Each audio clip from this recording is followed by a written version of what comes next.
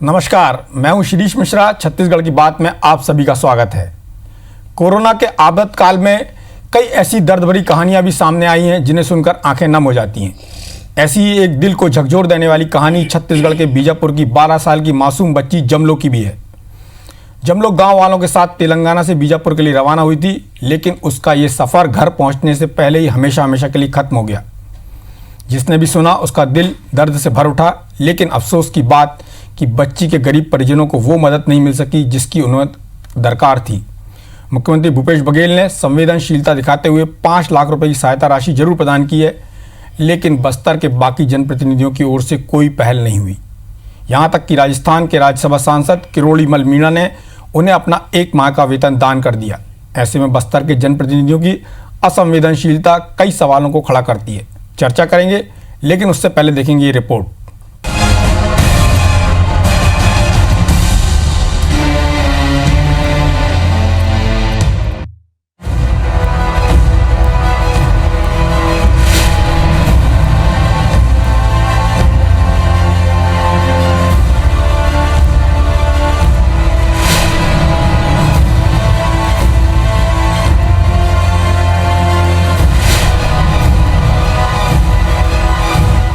ये सवाल इसलिए उठ रहे हैं क्योंकि बस्तर की एक 12 साल की बच्ची जमलो मड़कम की जान लॉकडाउन ने ले ली। दरअसल जमलो गांव के कुछ लोगों के साथ मजदूरी करने तेलंगाना गई थी। लॉकडाउन का ऐलान हुआ तो 15 अप्रैल को सभी वापस बीजापुर पैदल लौट रहे थे, लेकिन रास्ते में तबीयत बिगड़ने पर बस्तर की बेटी की मौत हो गई। इस घटना ने हर किसी को स्तब्ध कर दिया। कई लोगों ने मदद के हाथ आगे बढ़ाए और इसमें राजस्थान से बीजेपी सांसद किरोड़ीमल मीणा का नाम भी जुड़ गया। उन्होंने अपने 1 माह का वेतन 1 लाख रुपए जमलो के पिता के खाते में जमा किया।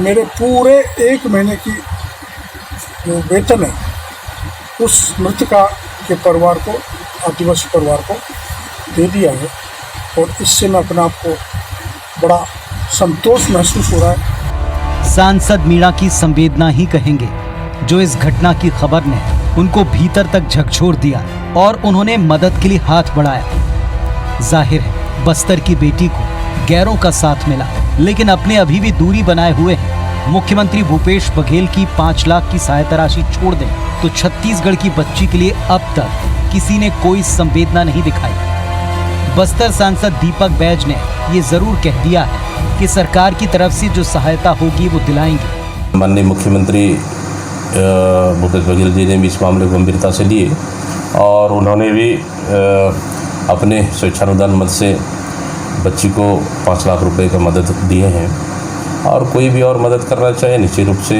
स्वागत है। सरकार उस गरीब परिवार के पूरे साथ है।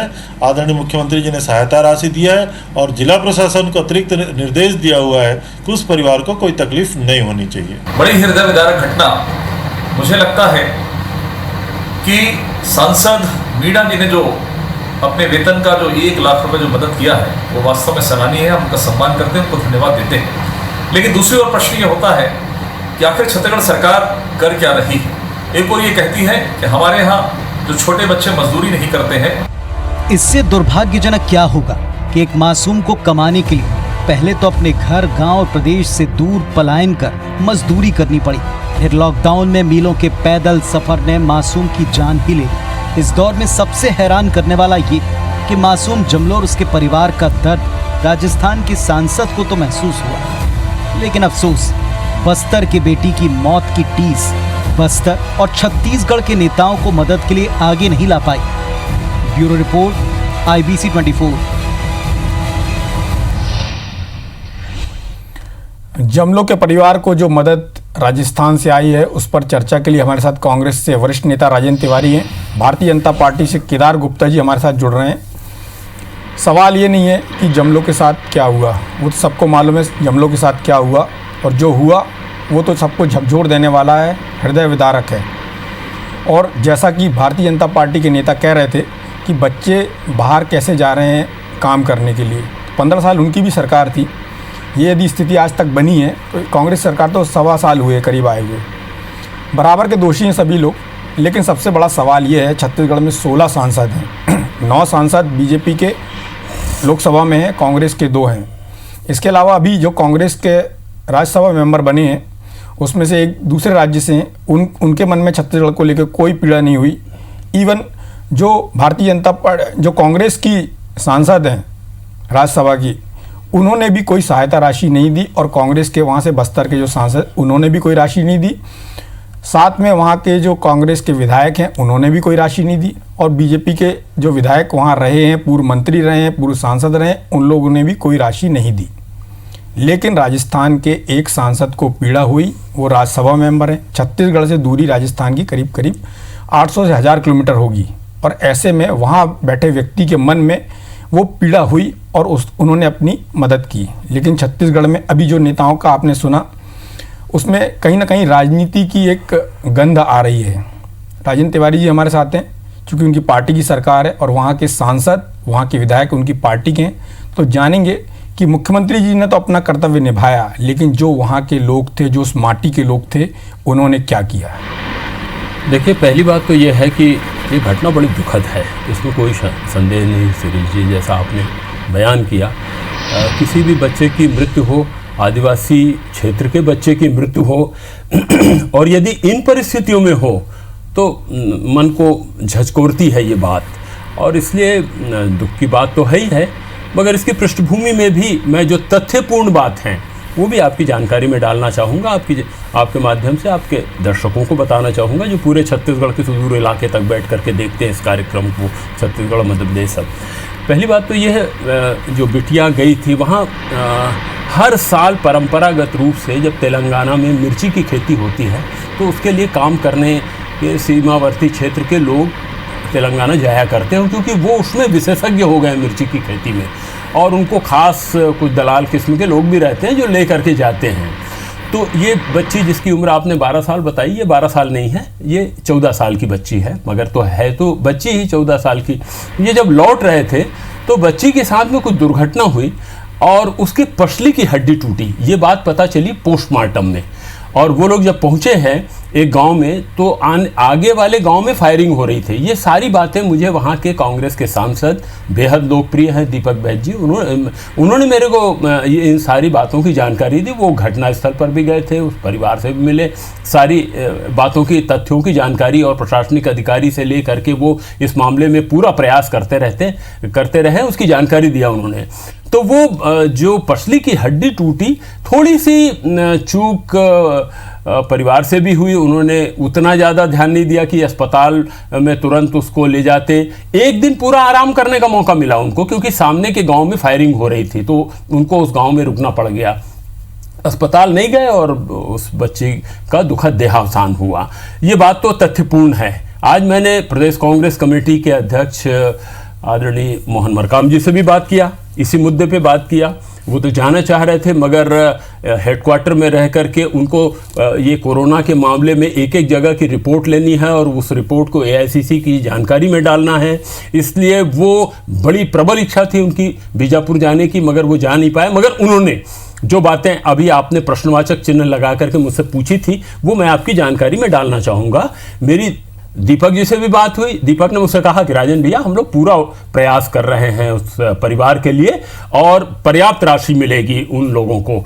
मुख्यमंत्री जी ने तो तत्काल ही, भूपेश बघेल जी की संवेदनशीलता लाजवाब है इस मामले में, खासतौर से गरीब परिवार के साथ अगर कुछ होता है तो वो पूरी तरह से संवेदनशीलता का परिचय देकर के तत्काल कदम उठाते हैं। ये हम लोग व्यक्तिगत रूप से भी जानते हैं। जब वो प्रदेश कांग्रेस कमेटी के अध्यक्ष तिवारी जी, हाँ, मैं दो तीन बात थोड़ी लंबी हो रही है। हाँ, कारण ये है, मैं एक तो मीणा जी को भी धन्यवाद दूंगा जिन्होंने 1 लाख रुपए दिया है। आपको धन्यवाद तो देना ही पड़ेगा। हाँ, और जो आपने बातें की, मैंने प्रोग्राम शुरू होने से पहले ही आपको बोला कि उसकी जो मौत हुई है उस पर तो चर्चा हो चुकी है। उसके बाद जो संवेदनशीलता की बात है, जो उस पीड़ा को महसूस करने की बात है, उस पर ये चर्चा है, परिचर्चा है। आपने जितनी बातें करी वो सब तथ्य के हिसाब से एकदम सही बातें हैं, लेकिन सबसे महत्वपूर्ण बात उसमें ये है, क्या वहाँ के नेताओं का दिल क्यों नहीं पसीजा? उन लोगों ने अभी तक क्यों नहीं बात की? आप बोल रहे हैं दीपक बैज जी बहुत लोकप्रिय, अच्छी बात है, लोकप्रिय हैं, तभी तो वो चुनाव जीते हैं, लेकिन उन्होंने ये क्यों नहीं सोचा कि उस बच्ची के परिवार को हम सहायता दें? वो अभी तक क्यों वहाँ तक नहीं गए? उसके अलावा जाना नहीं जाना अलग बात है, राजस्थान के सांसद तो यहाँ तक नहीं आए, लेकिन उनकी सहायता राशि पहुँच गई। दोनों पार्टियां जिम्मेदार हैं। अभी भारतीय जनता पार्टी के जो प्रवक्ता हमारे साथ जुड़ेंगे तो हो सकता है वो इस बात के लिए धन्यवाद दें कि उनकी पार्टी के नेता ने ये योगदान दिया है, लेकिन उनको ये भी सोचना चाहिए कि उनकी पार्टी के बाकी जो 9 सांसद हैं यहाँ से भारतीय जनता पार्टी के, वो क्या कर रहे हैं और उन्होंने क्यों सहायता नहीं दी। बात बात पर ट्वीट करने वाले, बात बात पर वीडियो कॉन्फ्रेंसिंग करने वाले भारतीय जनता पार्टी के नेता कहाँ हैं? ये सवाल दोनों पार्टियां इसमें बराबर की दोषी हैं, ऐसा मैं समझता हूं। खैर, अब मैं केदार गुप्ता जी के पास जाता हूं। केदार जी, आप बताइए, आपकी पार्टी के 9 सांसद हैं, आपकी पार्टी ने लंबे समय तक बस्तर से आपकी पार्टी के सांसद जीतते रहे। एक परिवार तो ऐसा है जिसने बहुत समय तक अलग अलग तरह से वहाँ पर राज किया है, मंत्री भी रहे हैं उस परिवार से, सांसद भी रहे हैं और उनके परिवार के अन्य मेंबर्स भी वहाँ पर पदों पर रहे हैं। आपकी पार्टी क्यों पीछे है यहाँ पर? आप ये मत बोलिएगा कि राजस्थान के सांसद जो हैं वो आपकी पार्टी के उन्होंने मदद की है। ठीक है शिरीष जी, जैसा कि आप स्वयं इस बात के लिए राजस्थान के सांसद को धन्यवाद दे रहे हैं, आपको साधुवाद, राजेंद्र जी ने भी कहा।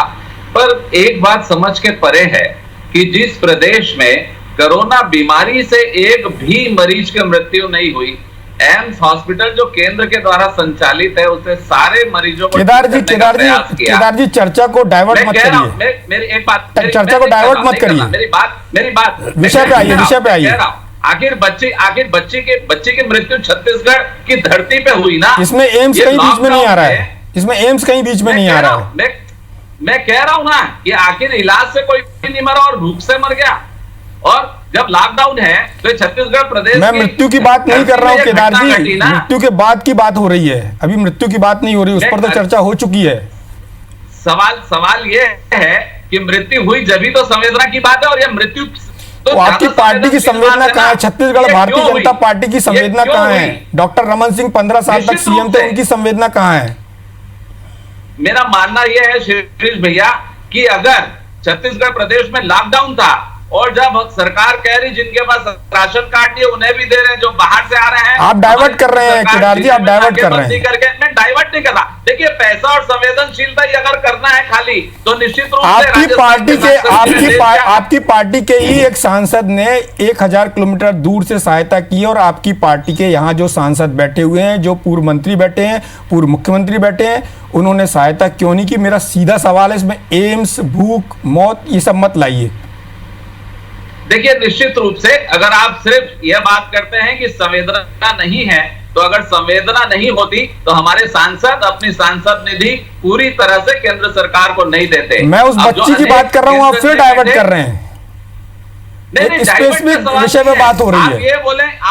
आप ये बोले कि पैसा देकर ही संवेदना है, और भारतीय जनता पार्टी, आपकी पार्टी का कोई नेता वहां गया? बैठे नुमाइंदे, मैं कह रहा हूं कि जो सरकार में बैठे नुमाइंदे हैं, 12 के 12 विधायक अगर आप कहें तो कांग्रेस पार्टी के हैं बस्तर से, और उनके वहां के सांसद भी हैं, मुख्यमंत्री भी हैं। और मुझे दुख होता है अगर 5 लाख मुख्यमंत्री कोष से दिया गया और उनके प्रवक्ता ये कहते हैं कि लाजवाब संवेदनशीलता है मुख्यमंत्री की, तो भाई वो तो सरकार के खजाने से गया, किसी के जेब से किसी ने कुछ दिया क्या? मैं कहना चाहता हूं जेब से किसी ने नहीं दिया, जेब से किसी ने नहीं दिया, ना जेब से देने की जरूरत है, अपने मासिक वेतन से दिया उन्होंने।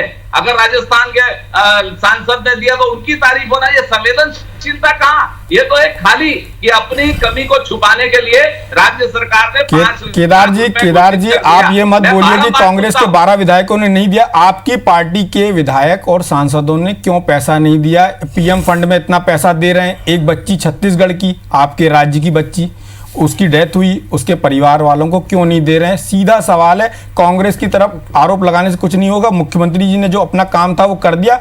मैं उनकी पार्टी से भी सवाल कर रहा हूं, जिसका जवाब राजेंद्र तिवारी जी देंगे। मैं उनको भी नहीं छोड़ने वाला, इसमें उनसे उत्तर लेके रहूंगा। निश्चित रूप से जो भी आवश्यकता, अगर पैसे की और फंड की बात है, तो जो भी आवश्यकता उस परिवार को पड़ेगी, भारतीय जनता पार्टी के कार्यकर्ता, नेता सभी सामने आकर और उसकी मदद करेंगे। कब करेंगे? वही खड़ा कब करेंगे? कि मैं कह रहा हूं जब आवश्यकता होने पर। और सवाल शिरीष भैया वही खड़ा है कि छत्तीसगढ़ की धरती में भूख से मृत्यु कैसे हुई जब सारे जिलों में लॉकडाउन वो विषय, तो क्या केदार जी मेरी चर्चा का वो विषय है ही नहीं। नहीं, ये वो तो विषय इसलिए है, यदि उसमें आप आएंगे तो आपकी पार्टी भी कटघरे में आएगी। जब आपकी पार्टी के नेता बृजमोहन अग्रवाल विपक्ष में हुआ करते थे तो वो साफ तौर पर बोलते थे कि यहाँ पर पलायन होता है और उस पर वो इतनी ज्यादा चर्चा करते थे। लेकिन जब वो सत्ता में आए, राजस्व मंत्री बने, तो उन्होंने बयान दिया विधानसभा के अंदर कि छत्तीसगढ़ से पलायन करना यहाँ पर एक लोगों की आदत में शामिल है। जो अभी राजेंद्र तिवारी जी की बात में भी साउंड कर रहा है। जो सत्ताधारी दल होता है वो इस तरह की बात करता है, जब आदमी विपक्ष में होता है तो वो दूसरे तरह की बात करता है। तो आप इस तरह की बात तो करिए। पलायन नहीं शिरीष भैया, मैं पलायन की बात नहीं कर रहा हूं। मेरा आग्रह फिर से यही है कि संवेदनशीलता अगर पहले दिखाई होती तो मृत्यु होती नहीं। ये लॉकडाउन में जब सभी सीमाएं सील हैं जिलों की, तब उसकी भूख से मृत्यु कैसे हो गई? क्या किसी अधिकारी ने देखा नहीं? इतने सारे सेंटर्स बने हैं क्वारंटाइन करने उसके बारे में तो राजेंद्र तिवारी जी ने बता दिया है, उसके बारे में वो तो बता ही रहे हैं कि घटना कैसे हुई है। नहीं, मैं कहां थे ये लोग? और मृत्यु के बाद संवेदनशीलता की बात तो भारतीय जनता पार्टी। केदार गुप्ता जी ने जो आरोप लगाए हैं, जो बात की है, हालांकि वो सब्जेक्ट से डाइवर्ट हो रहे हैं, तब भी मैं चाहूंगा राजेंद्र तिवारी जी उनकी बात का जवाब दें। पहली बात तो ये है शिरीष जी कि केदार जितनी भी बात कह रहे हैं, छोटे भाई हैं मेरे, ये सब तथ्यों को तोड़ मरोड़ के कह रहे हैं। मैंने प्रारंभिक अवस्था में जब मुझको आपने बोलने का अवसर दिया था तो मैंने ये कह दिया था कि उस बच्ची की मौत दुर्घटनावश हुई, उसकी पसली की हड्डी टूट गई थी, इसकी पोस्टमार्टम रिपोर्ट आ चुकी है और मैं अधिकृत रूप से बात कर रहा हूँ। पूरे छत्तीसगढ़ में भूख से किसी की मौत नहीं होती है और न होगी, ये निश्चित रूप से जान लीजिए। तो पहली बात तो इनको ये गलत जानकारी है। दूसरी बात ये है, आपने जो बातें कही है, मैं पहले केदार की बात का जवाब दे देना चाहता हूँ।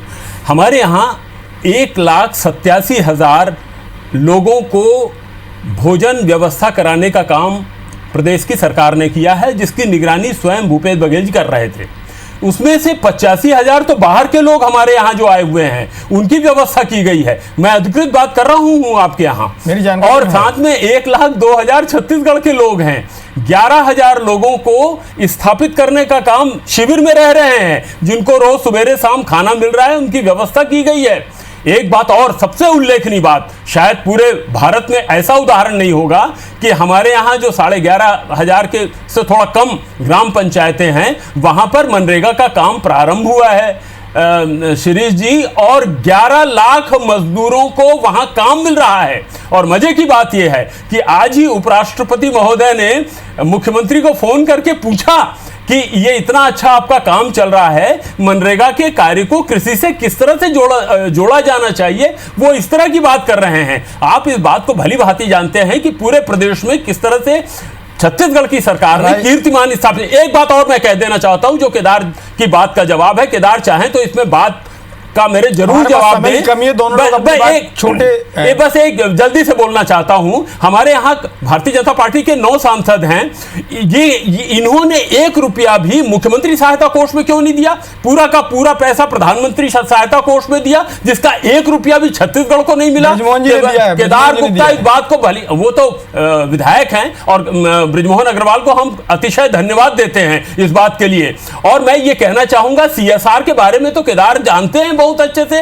CSR का 1 रुपया छत्तीसगढ़ राज्य को नहीं मिलता। 6,500 करोड़ रुपए तो आज से 15 दिन पहले इकट्ठा हो गया था मुख्यमंत्री प्रधानमंत्री केयर में, उसमें 1 रुपया जी छत्तीसगढ़ को नहीं मिला। तो भैया जो आपके सांसद हैं उनको यहाँ के लोगों ने चुन करके भेजा है, उनकी नैतिक जिम्मेदारी नहीं है कि यहाँ की सरकार को कुछ पैसे दें ताकि कोरोना से निपटने में उस पैसे का उपयोग हो सके, गरीब लोगों के हित के लिए उपयोग हो सके। थोड़ा उनको भी ज्ञान दीजिए। केदार जी, जो कोरोना से कौन निपट रहा है स्पष्ट है राजेंद्र भैया।